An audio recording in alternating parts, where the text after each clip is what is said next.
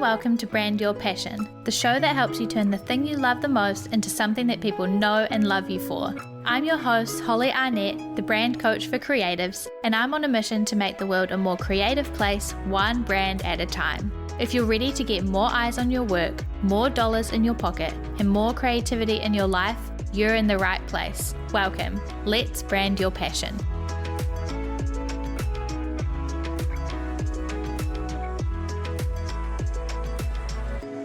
Hey everybody, and welcome back to this week's episode of Brand Your Passion. Today I want to talk to you heaps about branding your market stall, because I know that as a creative, so many of us go to the markets and stall at these markets, and we want to be able to get our work sold, right? We want to capture the attention of people walking past at the market, put on our best show and make sure that everybody sees you in the crowd and comes across and buys your magical work, right?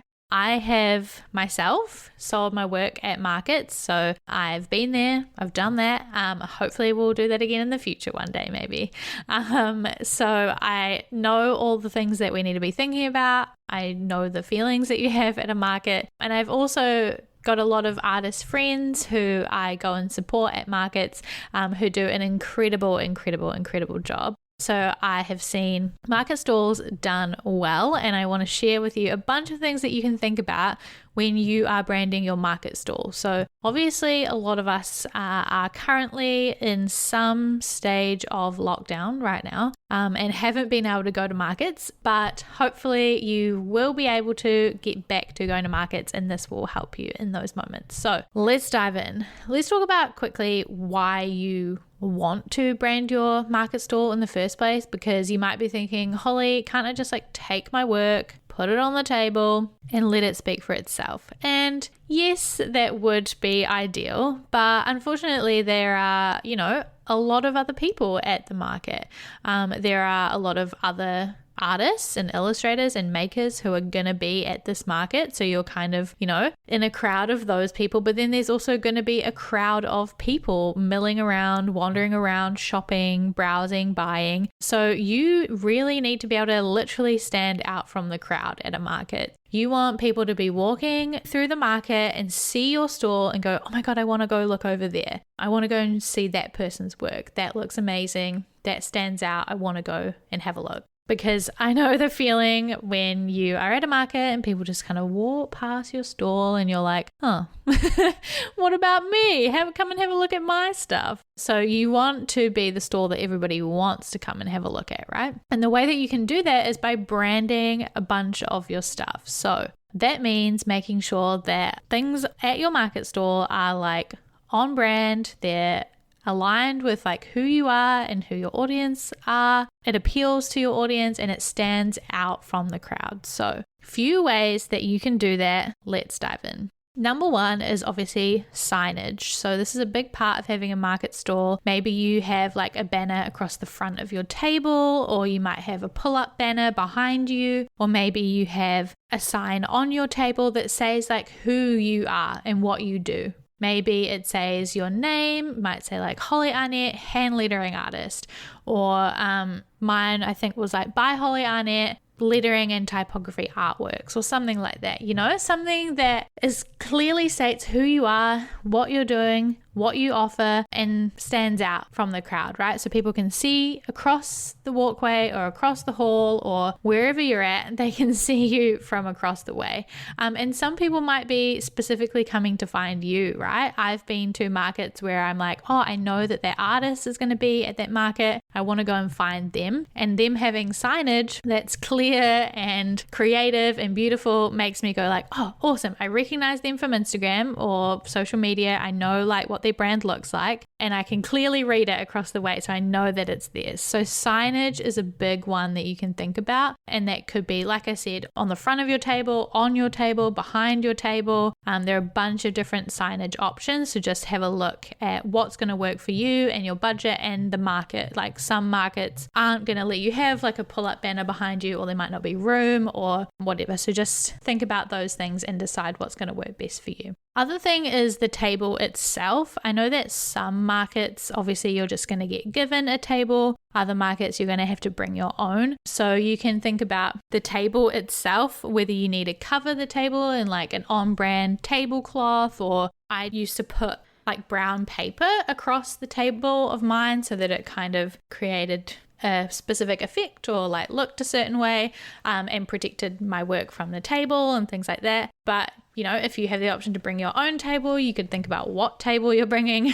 Obviously easy to transport, but you can think about the design of it as well, or whether you need to cover it, things like that. Next, you can think about the stands that you have or the storage that you have on your table. So whether you have like prints that you need to stack, or pins that you need to lay out, or postcards that you want to spread out, or things you need to hang, or whatever it is, you're going to have some sort of like storage or stands or racks or things to hold your goodies. And those are things that you can pick intentionally, right? If you have the budget to do so, you can choose the stands and storage that align with like your aesthetic. So you could pick things that are like natural and wooden, or maybe you pick like really fluorescent colored things, or maybe you pick black things or white things. Just think about the materials that are used and the aesthetic that they portray and give off, and how when you put them all together, they're gonna make your work like physically stand up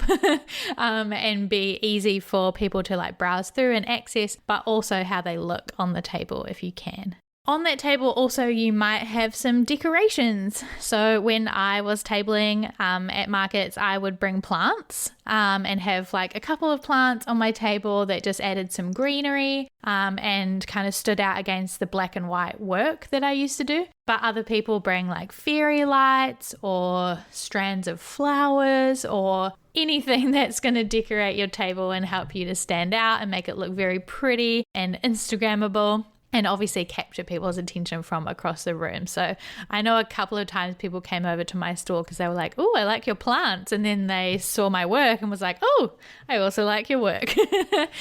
So it can be a very good tactic. So yeah, just think about the decorations that you want to have on your table. Also, obviously, along with your work, you might have some promotional things. So you might have flyers that people can take away that have information about your work. Maybe it tells them about an exhibition that you have, or how to find you online, or the work that you have available for purchase that's not at the market. There are a lot of things that you could include on those flyers, but you can obviously brand those and design them to be in line with your aesthetic and your brand strategy and your brand identity. So think about your flyers in that way, and you can brand those. You can also have business cards. These are really good at markets because sometimes people will not have cash, or they won't be able to buy from you at the market, but they want to follow you on Instagram or go to your online store and buy something from you. So having a business card that has those details on there is really, really, really practically helpful. So just make sure that those are on brand as well and have all the clear information, but are also consistent with your brand identity, so that when they have the business card, they go to your website or your shop or your Instagram, they know that they're in the right place and that they've input the link correctly and that they are on the right website, right? So business cards, very, very helpful. You can also brand the pricing information that you have on your table. So if you have little cards next to each type of work, which is very common. So say on your prints, you have a card that says like prints $30, or then you have postcards that are $10 or pins that are $7. Those little cards, obviously you can design or brand those to be in line with your branding, your brand identity, and to stand out and make it clear, obviously, how much things cost. But think about the material that you're using, how you're going to attach them, what typography you're using to type out that information or write out that information. I used to handwrite mine on little pieces of black card with a white pen. So just think about how you're going to do that and what it's going to look like and how people will see it from across the room.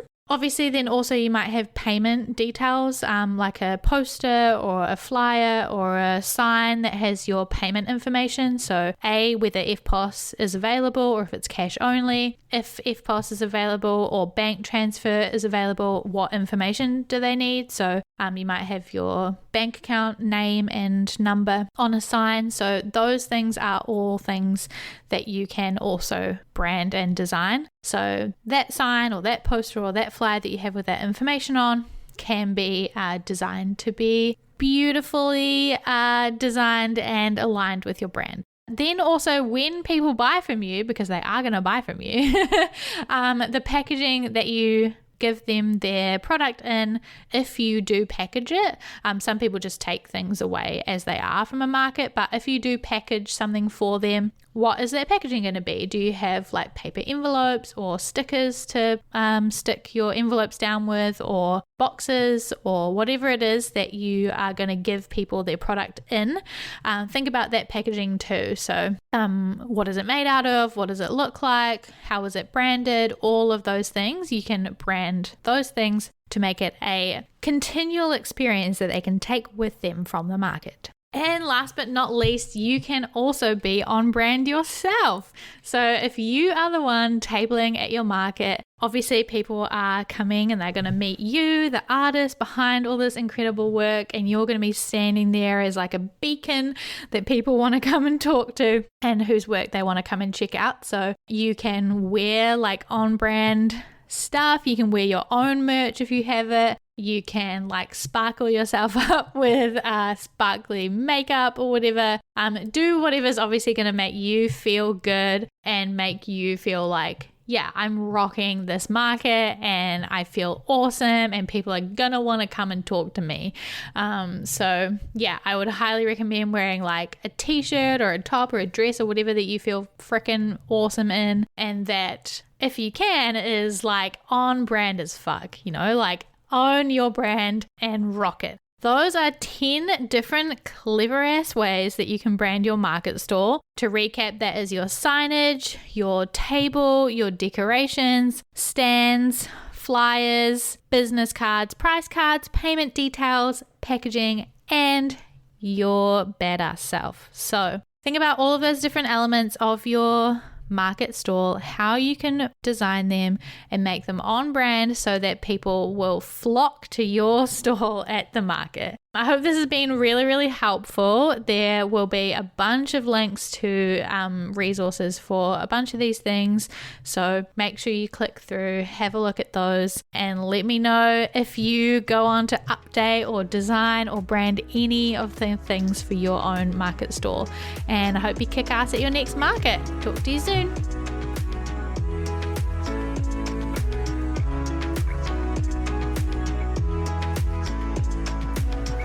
Thanks for listening to this week's episode of Brand Your Passion and choosing to spend time with me learning all about branding, business, and all things creativity. You can find more episodes just like this one at makerandmoxie.com/podcast. If you like this one, you can tap that subscribe or follow button so that you're notified about each and every new episode. And if you've got a spare second, please leave a review on iTunes or wherever it is that you're listening to this podcast, because I would absolutely 100% love to hear from you. If there were some helpful goodies in this episode for you, it would mean the world to me as well if you could screenshot that podcast player right now, hop on over to Instagram or Twitter and tag us at Maker and Moxie. By subscribing, reviewing, and sharing, you're helping reach more creators just like you, so that together we can make the world a more creative place, one brand at a time.